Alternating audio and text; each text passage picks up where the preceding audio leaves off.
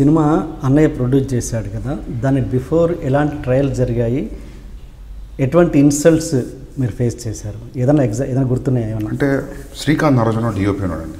శ్రీకాంత్ నారాయణ రామ్ గోపాల్ వర్మ గారి D first film అతనిది as a DOP. నాకు మంచి ఫ్రెండ్. ఇంకంటే నాకు తెలిసి నా తర్వాత అంత డీటెయిలింగ్గా కథ ఎవరికైనా తెలుసు అంటే ఆయనకు మా అన్నయ్యకే.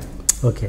అంటే మేము కలిసి పనిచేద్దాం అనుకోని డిసైడ్ అయినాం. అసలు మేము చాలా డీటెయిల్గా మాట్లాడేటోళ్ళం కథ ఒక సీన్ ఎత్తుకుంటే. అతనికి కూడా చాలా ఇన్సైట్ ఉంది, చాలా నాలెడ్జ్ ఉంది కెమెరాల మీద, లెన్స్ల మీద, దాని మీద. అయితే ఆయన నాకు హెల్ప్ చేసేవాడు వాళ్ళకి వీళ్ళకి చెప్పి కలిపేయడం కోసం. ఎందుకంటే నాకు అసలు కాంటాక్ట్స్ అనేటివి లేవు, నాకు జీరో కాంటాక్ట్స్.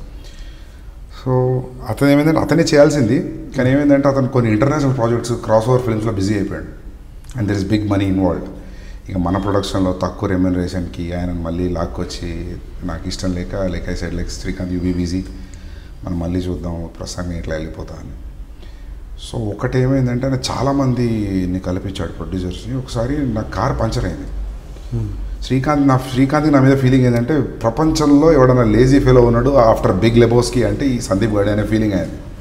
ఆయనే బోరబొండ నుంచి అత్తాపూర్ వచ్చి నన్ను పిక్ చేసుకొని ఓ ప్రొడ్యూసర్ ఉన్నాడని చెప్పి కెఫే మెలాన్స్కి తీసుకొచ్చాడు. ఓకే. ఓ ప్రొడ్యూసర్ నీకు అదేంటాడు, అతని దగ్గర డబ్బులు ఉన్నాయి పెడతాడు, నీ గురించి చెప్పినా నీ సినాప్సిస్ పంపినా ఈజ్ ఎక్సైటెడ్ అని. పెద్ద ప్రొడ్యూసరా? He makes decent films.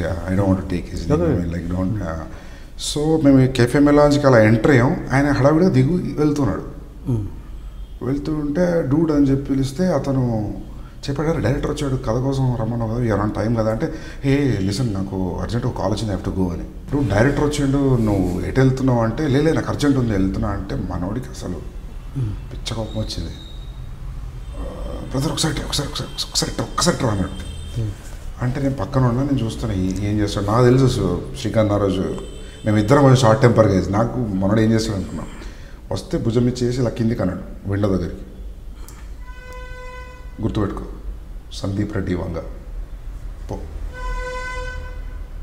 అంటే, డూడ్ నేను అలా కాదు నాకు పని వెళ్ళు. నా శ్రీకాంత్ నాకు అసలే ఎవడు తెలియదు, తెలిసిన దగ్గర నన్ను బ్యాడ్ చేస్తాడు. సరే ఏం కాదు భయ్ నీ స్టోరీ ఎట్లుంది అమ్మ వీళ్ళు వినపోతే అది ఇంకోళ్ళు దొరుకుతారు, వెయిట్ చేద్దాం. సో ఒక సాలిడ్ మోరల్ సపోర్ట్ శ్రీకాంత్ నారాజు నాకు, గుడ్ ఫ్రెండ్. మేమిద్దరం కూర్చున్నామంటే ఇక అది విండోలు తెల్లగైపోతాయి, అంటే తెల్లారుతుంది. సినిమా గురించి మాట్లాడుకొని ఒక సీన్ దగ్గర పాజ్ పెట్టి దాని గురించి మాట్లాడుతుంటే అది తెల్లారిన రోజులు ఉన్నాయి, మార్నింగ్ అయిపోయిన రోజులు. So that way he is one guy who was like a moral support. అంటే అరే నువ్వు చేసేది కరెక్టే అని స్ట్రాంగ్గా నమ్మిన వ్యక్తి ఫస్ట్ నుండి. సో నెక్స్ట్ సినిమాకి Srikanth camera? Yeah why not, definitely. But ఆయన ఇంటర్నేషనల్ ప్రాజెక్ట్లో this big money involved. So friend Satyendra garu, ఆయన గురించి నాకు చాలామంది తెలియదు, నాకు తెలియదు, బట్ తెలుసుకోవాలని ఇంట్రెస్ట్ కొద్దిగా అడుగుతున్నాను. ఏంటి ఆయన మీ రిలేషన్, ఎలాంటి relation? Satyendra is almost like a teacher. ఒక అంటే టీచర్ అనే వర్డ్ నాకు ఇష్టం ఉండదు, but I would say that Satyendra నాకు కలవకపోతే నా లైఫ్లో ఏదో నాలో ఒక డిఫరెన్స్ ఉండేది. ఏం డిఫరెన్స్ అనేది కూడా నాకు తెలియదు.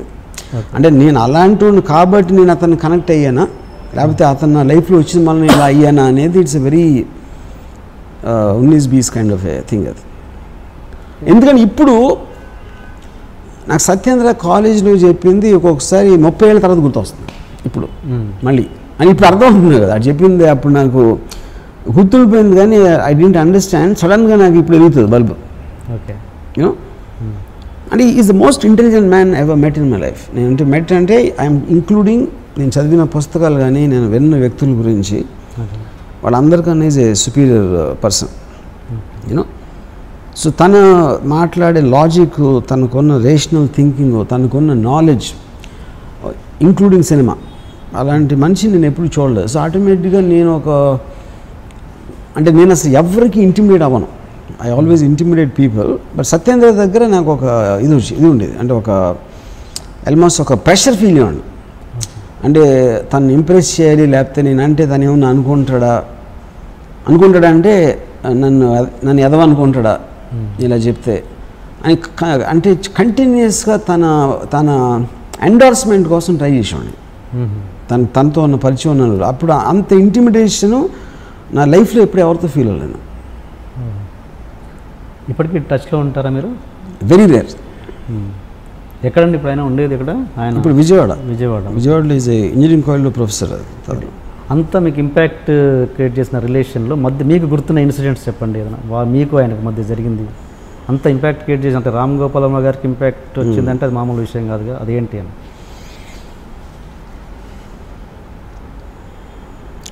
ఒకరోజు నేను విజయవాడలో ఊర్వశి థియేటర్లో పాపియాన్ సినిమా ఇవ్వడం వెళ్ళాం ఎదరం.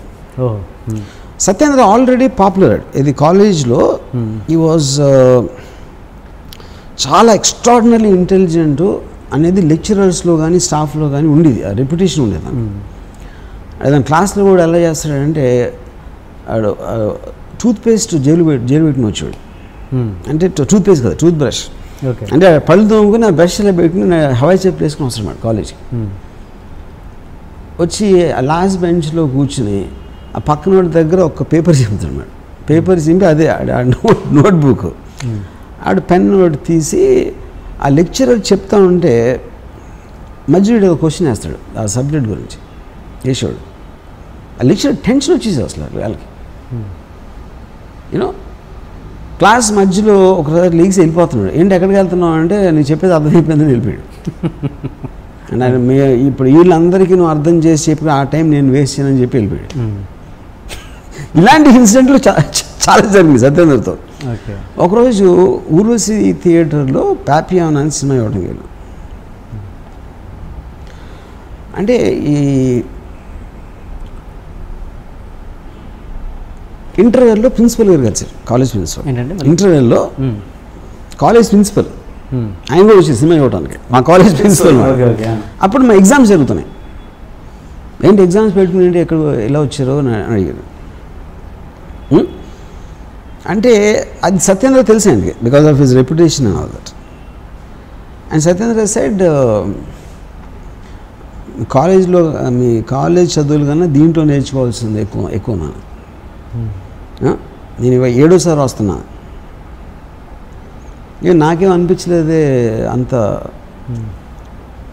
ఇందులో అన్నారు. మీకు అనిపించిందేదో నాకు అనిపించింది. సో ఆ కనిపించింది మీకు ఏదో కనిపించినప్పుడు 7 సార్లు చూడాల్సిన అవసరం ఏంటన్నా మా principal. Why do fuck your wife every day అన్నాడు. So the point is and you will say it with such intensity, make intimidate అయిపోతుంది. You won't even take it as an offense. You know, అంటే ఈడు సత్యేంద్ర టైంలో నాకు తెలిసి ఒక 20 years ఉంటాడు age, maybe 19. And మా ప్రిన్సిపల్ గారికి ఒక 50 ఏళ్ళు ఉంటాయి. ఇంకొక స్టూడెంట్ నేను తెలియదు ఆయనకి, మా ప్రిన్సిపల్ గారికి. నేనేదో సత్యేంద్ర ఫ్రెండ్ పక్కన I'm just hanger on. Why do fuck your wife every day అని అడిగి చూస్తున్నాడు మహా. ఆయన అలా వెళ్ళిపోయారు తిరిగి. తర్వాత 5-6 years అయిన తర్వాత ఆయన రిటైర్ అయిపోయి 10 years తర్వాత నేను మరువలేని ఒక విద్యార్థి అని సత్యేంద్ర మీద ఒక వ్యాసం రాశారు ఆయన, ఒక బుక్ కోసం. అంత ట్రెమెండస్ ఇంపాక్ట్ క్రియేట్ చేశాడు తను. సో అలాగే నాకు ఎంత ఇన్ఫ్లుయెన్స్ ఉందంటే సత్యేంద్ర నుంచి నేను ఒక్కొక్కసారి నేను ఫ్రెండ్స్తోనో లేకపోతే ఎవరితో కూర్చుని మేబీ ఒక 9:30కి స్టార్ట్ చేసి 3:30 వరకు మాట్లాడింది సత్యేంద్ర గురించి. తనకి నాకు ఉన్న అనుభవాలు కానీ తనకున్న అంటే ఇప్పుడు ఏంటి తన ఏజ్ ఆఫ్ అంటే నాకు 2 years జూనియర్ అతను. నేను ఇంజనీరింగ్ కాలేజ్ 3rd yearలో ఉన్నప్పుడు తను ఫస్ట్ ఇయర్ జాయిన్ అయ్యాడు. అంటే నాకు తెలిసి మ్యాక్సిమం 17-18 ఉంటుంది ఏజ్ అప్పుడు సత్యేంద్ర. 17-18 ఏజ్లో already Friedrich Nietzsche, Ayn Rand, Arthur Schopenhauer, Descartes మొత్తం బుక్స్ అని చదివేశాడు. ఇంగ్లీష్ నాలెడ్జ్ తనకి ఆ టైంలో ఉన్నది ఇన్ని సంవత్సరాల తర్వాత నేను ఇంతవరకు ఎవరిని చూడలేదు. చాలామంది నా ఇంగ్లీష్ గొప్పగా అనుకుంటారు. నేను సత్యేంద్ర ఉండి ఇంగ్లీష్ మాట్లాడలేను, నాకు భయం వేస్తుంది అర్థం మాట్లాడటం. ఎందుకంటే నాకు తెలుసు కాబట్టి నా నాలెడ్జ్ కొన్న లిమిటేషన్. సో వైజాగ్ నుంచి వచ్చినోడు 1983లో అసలు అంత నాలెడ్జ్ ఎలాగ పాసిబుల్ అనేది నాకు బిగ్గెస్ట్ మిస్టరీ అది అంతవరకు. కానీ నేను అప్డేట్ అయింది మాత్రం సత్యేంద్ర గురించి. నేను అసలు ఫస్ట్ టైం ఫిలాసఫీ బుక్ చదివింది సత్యేంద్ర మౌలానా. ఫిలాసఫీ అన్న మాట వినింది సత్యేంద్ర మౌలానా. ఓకే. ఈ క్రాస్ క్వశ్చనింగ్ లేకపోతే అనలిటికల్ వే ఆఫ్ థింకింగ్ అనేది ఫస్ట్ నాకు అర్థమైంది Satyendra Maulana. So that impact is tremendously there. అంత ఇంపాక్ట్ ఇచ్చిన మనిషికి మళ్ళీ మీరు ఎందుకు టచ్లో ఉండరు? సో అది తన వలన basic he is a guy who doesn't want to become anything in life. అంటే తనకున్న ఒక I would know how to say that. అంటే ఇప్పుడు నాకు తను చెప్పాడు ఒకసారి, యువర్ ఎబిలిటీ అంటే ఇక్కడ నేను చాలా డబ్బులను అయిపోవాలి, చాలా పేజ్ సంపాదించాలి, లేకపోతే పెద్ద డైరెక్టర్ అయిపోవాలి, లేకపోతే బిజినెస్ మ్యాన్ అయిపోవాలి. ఇలాంటిది ఏది మీకు ఒక అంబిషన్ అనేది లేదనుకోండి, మీకు ఎంత ఇంటెలిజెన్స్ ఎక్కడ ఉన్నా you will just be by yourself. That is what Satyendra is.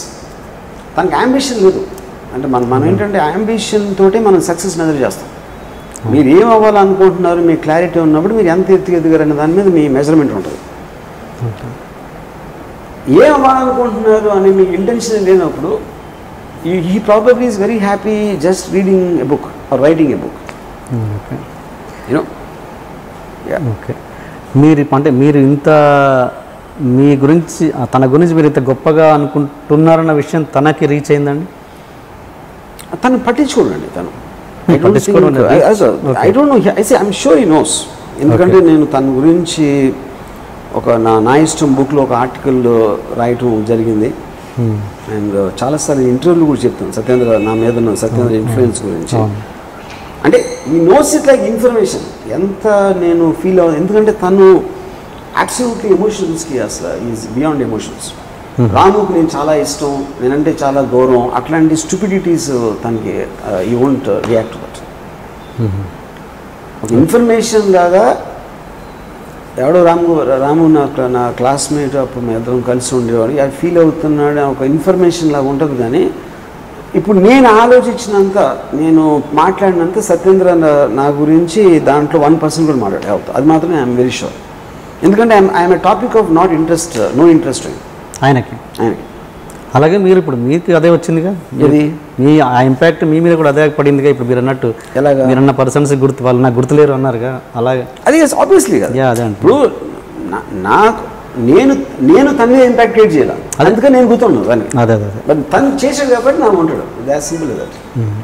తన గురించి అంటే నాకు తెలియదు, తను ఏంటంటే ఫ్యామిలీ పర్సనా, ఇప్పుడు ఏంటి పెళ్లి చేసుకోలేదు. ఇంత మీరంత ఇంపార్టెన్స్ ఇచ్చే సత్యేంద్ర గారు ఆయన మీ గురించి ఏమనుకుని ఉంటారు బహుశా? మెయిన్ పాయింట్ ఏంటంటే ఇప్పుడు ఎప్పుడైనా మీరు ఒక వ్యక్తికి ఇంపార్టెన్స్ ఇచ్చేదానికి ముఖ్య కారణం ఆ వ్యక్తి మీ మీద క్రియేట్ చేసిన ఒక ఇంపాక్ట్. దాని వలన మీరు గుర్తుండిపోతారు, ఒక మనిషి గుర్తుండిపోతారు మీకు. సత్యేంద్ర నా మీద చేశాడు కానీ నేను సత్యేంద్ర మీద చేయలే. సత్యేంద్ర నా గురించి గొప్పగా చెప్పడానికి నేను చెప్పిన ఒక తెలివైన మాట, లేకపోతే ఒక బుక్, లేకపోతే వాడికి ఒక బతికే లైఫ్ స్టైల్ గురించి ఎక్స్ప్లెయిన్ చేయడానికి నేను ఎప్పుడు చేయలేదు. నేను విన్నా. అది ఎలా ఉంటుందంటే ఇప్పుడు అందుకని సత్యేంద్రకి నేను ఇప్పుడేంటి రామ్ గోపాల్ వర్మ అనే మనిషి సత్యేంద్ర కన్నా పబ్లిక్ పర్సెప్షన్లో ఎక్కువ పాపులర్ కాబట్టి సత్యేంద్ర ఎందుకు పట్టించుకోవడం మీకు అనిపిస్తుంది. కానీ సత్యేంద్ర నా పాపులారిటీని పట్టించుకోడు, ఎవరి పాపులారిటీని పట్టించుకోడు.